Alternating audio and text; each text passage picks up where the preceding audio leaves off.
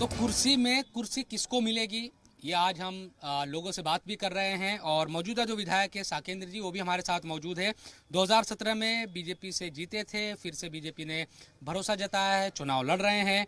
साकेंद्र जी, इस बार भी कुर्सी मिलेगी क्या लग रहा है लोगों के, जब लोगों के बीच जा रहे हैं, क्या माहौल है? गरीब कल्याण की जैसी योजनाएं सरकार की हैं और इसके साथ साथ जिस प्रकार से गुंडागर्दी का खात्मा हुआ है, निश्चित रूप से आम जनमानस का भारी जन समर्थन हमको प्राप्त हो रहा है।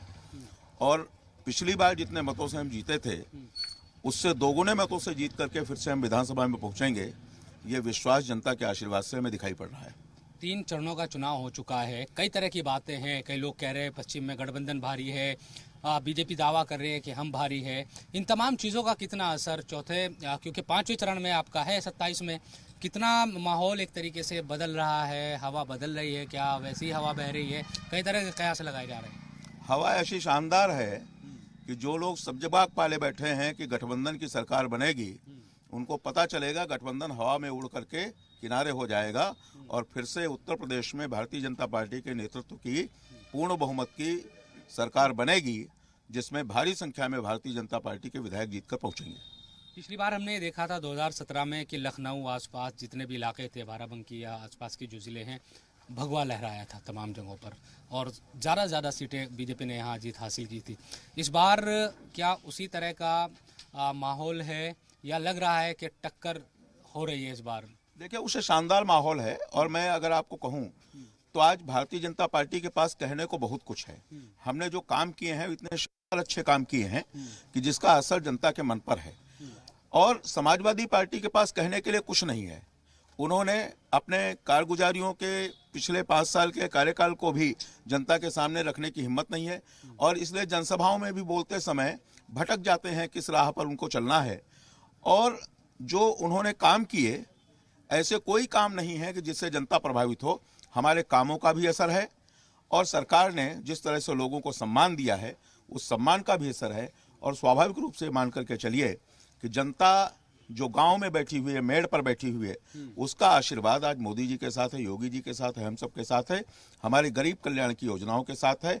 और जनता को लगता है कि अगर फिर से भारतीय जनता पार्टी की सरकार बनेगी तो आने वाले समय में फिर से ऐसी तमाम योजनाएं जो आम आदमी के विकास के लिए लागू हुई हैं, उनको और गति मिलेगी। मुझे लग रहा है आपका जो इशारा है वो राशन के लिए है, राशन और तमाम जितनी भी योजनाएं हैं। लेकिन एक मुद्दा और है, क्योंकि ग्रामीण विधानसभा इलाका बहुत ज़्यादा है आपका है, वो है पशुओं का। तो इन दोनों चीज़ों में आप कैसे देखते हैं? एक तरफ आप राशन दे रहे हैं और पशु उसी राशन को या अनाज को खा जा रहे हैं। देखिए, 2 प्रकार के क्वेश्चन आपने खड़े किए इसमें। एक, समाजवादी पार्टी के सरकार के काम समय पर आपको राशन घोटाला याद होगा। एक तरफ राशन घोटाला करने वाली सरकार है, दूसरी तरफ गरीबों को राशन देने वाली सरकार है। और दूसरा आपने जो प्रश्न किया है कि पशुओं का जिस प्रकार से समस्या है, उस समस्या का समाधान आने वाले समय में और बेहतर ढंग से हमारी सरकार करने वाली है। कहीं पर किसी किसान को इस प्रकार की परेशानी नहीं होगी। और अगर जहां तक हम उससे नुकसान की बात करें तो नुकसान की दृष्टिकोण से भी जितना हमने 20 महीने में फ्री में राशन दिया है, उसी की कीमत और किसान सम्मान निधि दी है, उसकी भी कीमत एक परिवार को 30 से 35 हज़ार रुपये मिले हैं। इसलिए उसका कोई किसी किसान के मन पर विपरीत असर नहीं है। भरपाई कर रहे हैं उस नुकसान की, आप ये कह रहे हैं? बिल्कुल भरपाई नहीं हो रही है। ये भरपाई करने का सवाल नहीं है। हम गौवंश के संरक्षण की भी बात करते हैं और गौवंश को सुरक्षित और व्यवस्थित रखने की भी बात करते हैं। आदरणीय मोदी जी ने भी अभी कहा है कि हम आगे आने वाले समय में ऐसी बेहतर व्यवस्था बना करके देंगे कि जिस बेहतर व्यवस्था के अंतर्गत किसी भी किसान को कोई परेशानी न हो। अगर कोरोना का 2 साल का कालखंड न बीता होता तो हो सकता है इससे और अधिक अच्छी बेहतर व्यवस्था दे करके इस समस्या से भी पूरी तौर से छुटकारा हम दिला देते। चलिए, शुक्रिया बात करने के लिए। तो साकेंद्र जी का ये दावा है कि इस विधानसभा सीट पर, इसका नाम भी कुर्सी है, तो ये कुर्सी साकेंद्र जी जीतेंगे। हालांकि विपक्षी अपने अलग दावे कर रहे हैं। देखना ये होगा कि जनता किसको पसंद करेगी। 27 को यहाँ वोटिंग होनी है, फिर जब 10 मार्च को नतीजे आएंगे तब पता चलेगा कि दरअसल यहाँ से कौन जीता और किसके हक में लोगों ने मतदान किया।